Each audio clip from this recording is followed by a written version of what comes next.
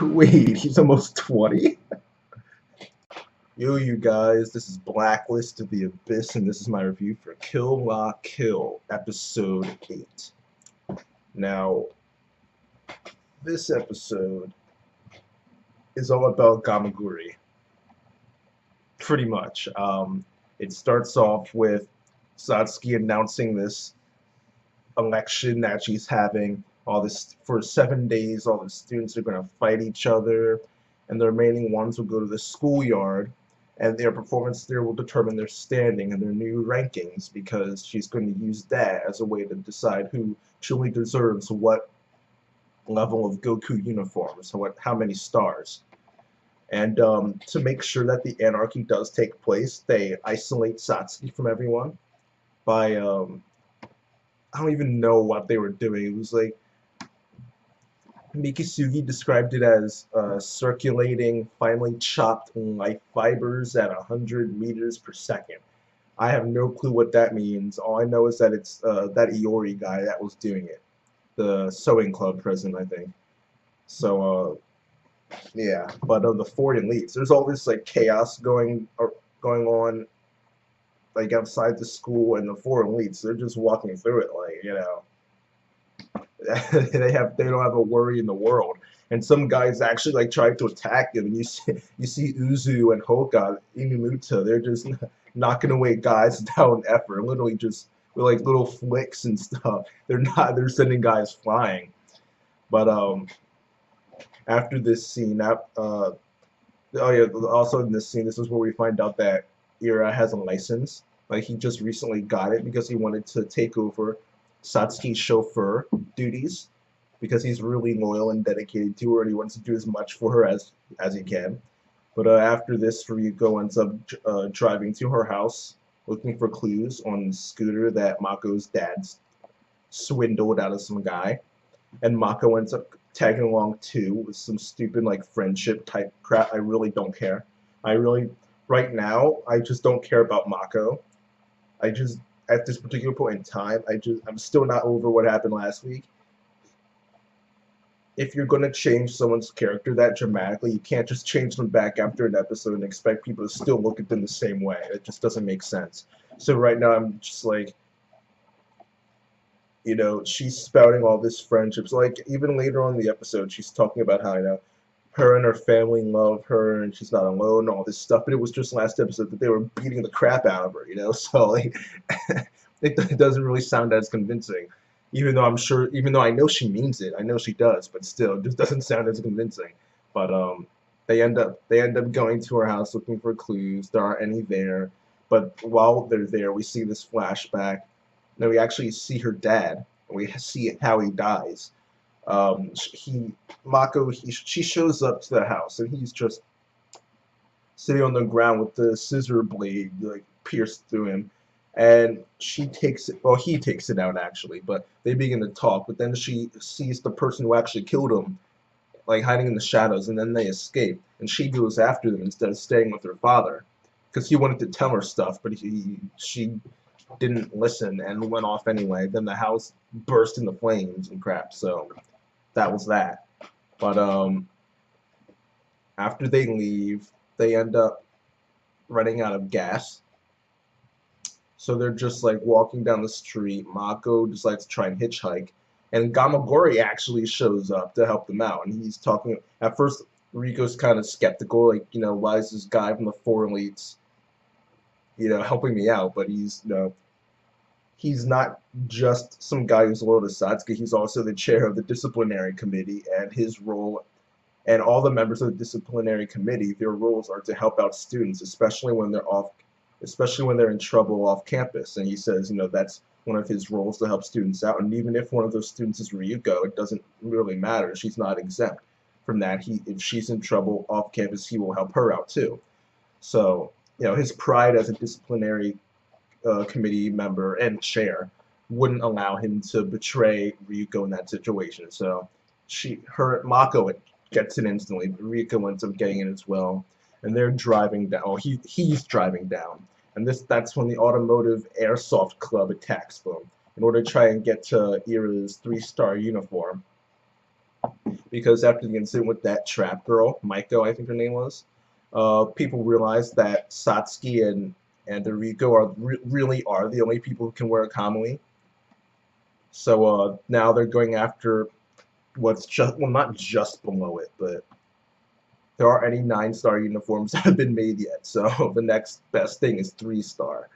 So they're going after Eras for some reason. I don't know why they would go after him instead of like Nonon or Hoka, but I'm surprised they didn't go after Uzu since he's the one who got embarrassed in front of them, in front of all the students. Like got his butt kicked by Ryuko, but they decided to go after Ira for some reason, and he transforms. We don't really see the full transformation or anything like that. We don't see the actual design. Though we get glimpses of it in the preview for the next episode. But all we learn about it this episode is that it has 2 forms: the Wind Regalia and the Sky Regalia. Air Gear reference. In all seriousness, though, it has 2 forms: the Shackle Regalia and the Scourge Regalia.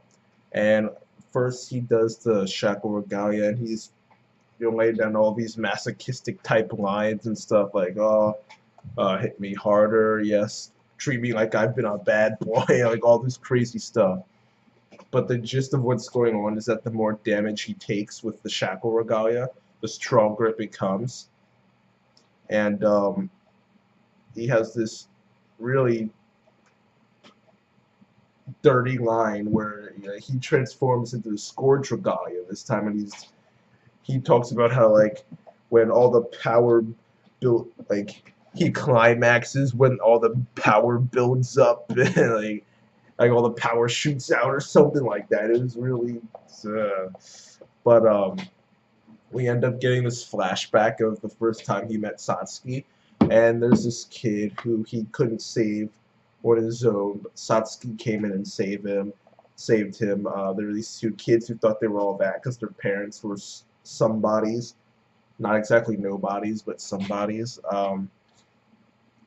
And Satsuki took care of them as well. She beat everybody up, and she says that she's going to be taking over the school because she's a first year in middle school at that point. And Ira, he's the student council president, so he's probably a 3rd year. I mean, it's possible he was a 2nd year, but maybe he's like Madaka and became president in his 1st year. Who knows? But he's probably a 3rd year or something like that. But actually, yeah, he is a 3rd year because he said he was turning 20. So you usually turn 18 your senior year, so there should be a 2-year difference between the 2 of them, assuming that Satsuki and the 4 elites are all 3rd years. Which means, so he was a 3rd year in middle school. Yeah, so, yeah, and during this flashback, Ira kind of confronts him and says, you used your parents' power too. How are you different than these 2 guys? And, well, one of them was a girl, but I say guys for everyone. But she ends up saying, no, I'm not the same as those 2. Those 2 leached off of their parents' power, but what I do is I take my parents' power, I use it as my own, and I make it mine. So, I guess I kind of understand that. I mean, yeah, it's not... Yeah, I understand what she means by that.